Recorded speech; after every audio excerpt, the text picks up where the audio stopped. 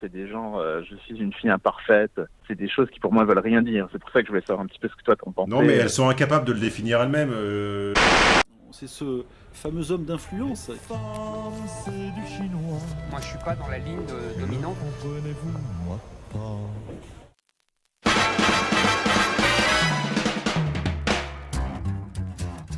Très bien. Comment t'appelles-tu, mon petit Toi, tu chaton? m'entends? Je m'appelle Nicolas. Tu t'appelles Nicolas, tu m'appelles dans le cadre de ton abonnement VIP qui te permet de m'appeler quand Oui. tu veux et de télécharger des demi-journées de séminaire à ta guise, 1, 2 ou 3 par mois selon que tu es VIP simple, VIP intégral ou VIP premium. Je t'écoute, que puis-je faire pour toi? Donc j'ai écouté 2 fois le séminaire Langage des femmes, qui est très bien d'ailleurs, qui m'a apporté beaucoup de choses. Et j'avais quelques questions qui sont plus de l'ordre de la traduction de phrases, entre guillemets, tu me permets l'expression, à la con, de filles, de femmes, un peu comme tu as pu le faire avec Léo dans un podcast. Je ne te permettrai aucune expression misogyne sur ma chaîne. Pas de ça chez nous. D'accord, ok. Donc des expressions qu'on peut entendre parfois dans la bouche de filles ou de femmes. Voilà. Donc, la première, pour laquelle j'aurais aimé que tu me traduises. Qu'est-ce que ça veut dire? Je suis une fille simple. Ça veut dire que tu l'as sortie dans un contexte où elle n'avait pas les codes et les conventions et où elle s'est sentie mal à l'aise. D'accord. Ok, ben, merci pour la réponse. En l'occurrence, j'aurais dû préciser le contexte, en fait, parce que c'est des choses que j'ai pu voir sur des sites de rencontres, dans les annonces, en fait. Oh, mais Donc, ça veut rien dire, c'est de la merde. Elles font du copier-coller sur les annonces des autres, il n'y en a pas une qui est personnelle. Oui, mais ça veut rien dire pour moi, enfin, je veux dire, pour toi non plus, donc du coup. Mais elles savent même pas ce que ça veut dire elles-mêmes, en fait. Ok, d'accord. Ben, c'est à peu près toutes les suivantes, c'est pareil, hein, c'est des gens, je suis une fille imparfaite. C'est des choses qui pour moi veulent rien dire. C'est pour ça que je voulais savoir un petit peu ce que toi t'en pensais. Non, mais elles sont incapables de le définir elles-mêmes. Je suis une fille simple, ça veut dire que ces précédentes rencontres ont attendu d'elle des acquis sociaux et comportementaux dont elle n'est pas pourvue. Et qu'en fait, elle s'est sentie comme une conne, et que du coup, elle préfère le préciser afin d'éviter de se retrouver dans des situations où elle n'est pas les codes. Je suis imparfaite. Je suis imparfaite, ça veut dire que c'est une... je suis imparfaite, ça veut dire qu'en fait, elle sait parfaitement ce en quoi elle est carencée, elle sait parfaitement ce qui lui manque, et ça veut dire qu'elle te prévient. C'est-à-dire qu'il y a un, Oui, truc, il y a un truc important dont elle sait qu'elle ne le maîtrise pas ou qu'elle ne le possède pas, elle te prévient à l'avance pour qu'ensuite elle puisse te reprocher de t'en offusquer. Au sens où si tu t'en offusques, ou si tu t'en surprends, ou si tu te montres déçu, elle te dira « mais je t'avais prévenu ». Ouais, c'est ça, en effet. Ok, d'accord. Ensuite, quelque chose de plus courant, je ne suis pas matérialiste, pardon.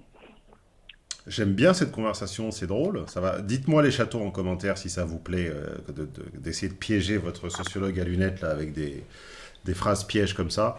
Je ne suis pas matérialiste, ça doit vouloir dire que un ou plusieurs de ses ex ont essayé de s'octroyer ses faveurs avec de la pure démonstration de valeur et que ça ne lui a pas suffi.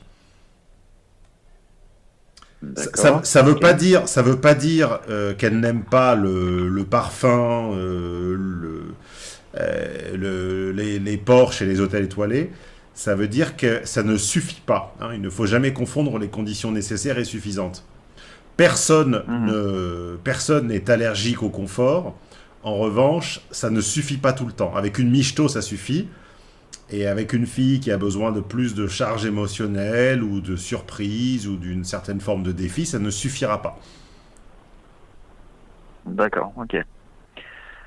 La suivante, enfin, on va regrouper les deux suivantes. C'est je cherche un mec normal, / je ne veux pas d'un mec qui ne sait pas ce qu'il veut.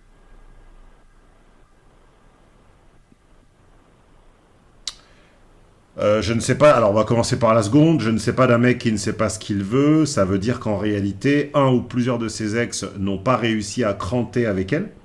C'est-à-dire ils n'ont pas réussi à monter dans les tours, à monter en intensité, à ressentir l'absolue nécessité de lier leur vie à elle. parce qu'elle n'est pas assez intéressante, ou parce qu'elle est superficielle, parce qu'elle est creuse, ou parce qu'elle est conne.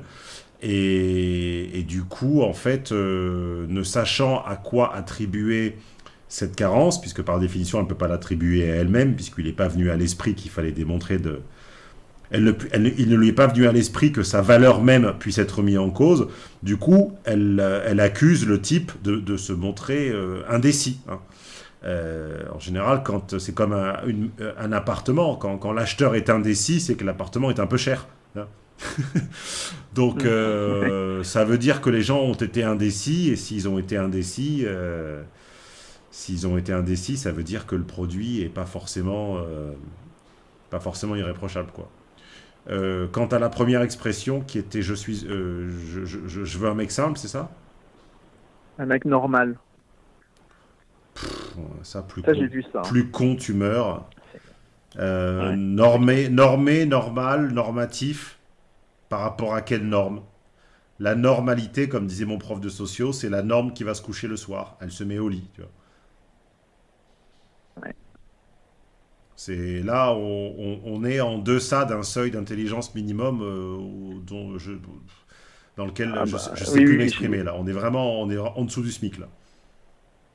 Je pense que, comme disait l'humoriste camerounais, parfois au-dessus il n'y a plus rien, mais là en l'occurrence c'est en dessous qu'il n'y a plus rien.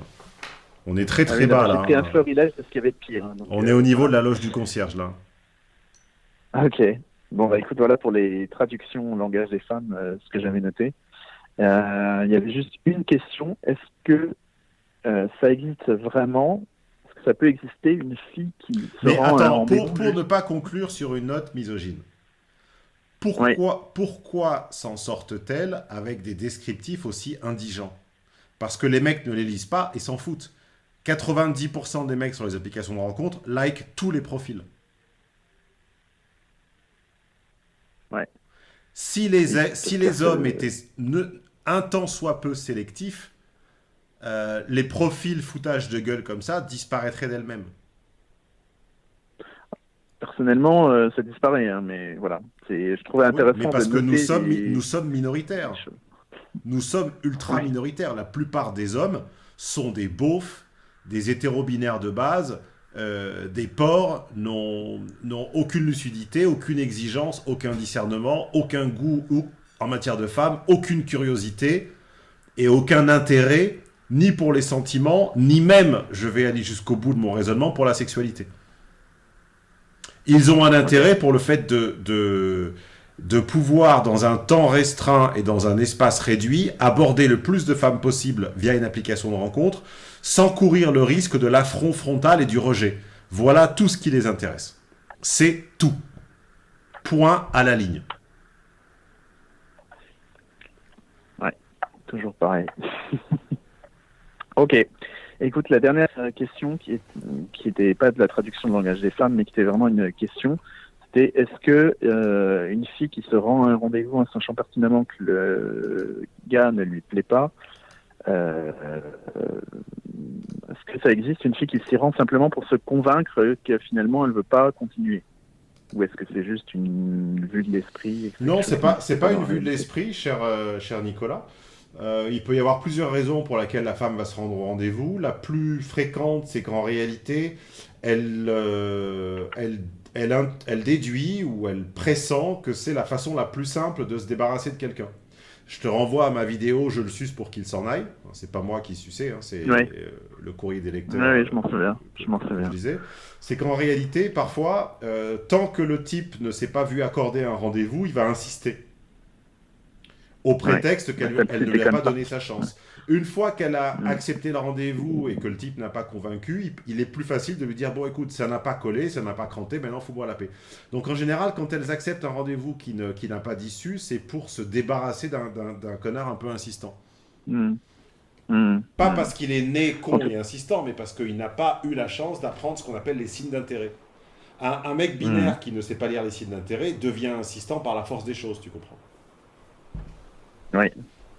Parce que par la contraposée, il sait pas lire les signes de désintérêt. Moi, mes chatons ne sont jamais insistants, parce que ils commencent par trouver chez moi la liste des signes d'intérêt et de désintérêt. Donc en fait, quand tu n'as pas de signe d'intérêt, tu n'avances pas de pied ou de pion. Oui, ok. Bah écoute, voilà, je pense qu'on a fait le tour des questions. Donc, Eh ben, ça sera l'étude de cas la plus rapide de la semaine. Est-ce que tu as un message à passer aux autres, Voilà. à tes congénères d'élevage? Écoute, si vous ne l'avez pas encore écouté le séminaire langage des femmes et la vidéo à laquelle tu faisais référence à l'instant, si vous ne l'avez pas écouté non plus, je crois me souvenir que c'était par rapport à un article de Slate. Si je dis pas une bêtise, elle était en tout cas assez éloquente. En tout Oui, cas. ben, les articles les plus cons, c'est en général sur Slate.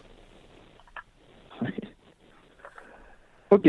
Bon, bah écoute, en tout cas, merci Stéphane. Et puis, je te dis à bientôt alors. Et bonne soirée, tu rappelles quand tu veux. Merci. Merci. Au revoir.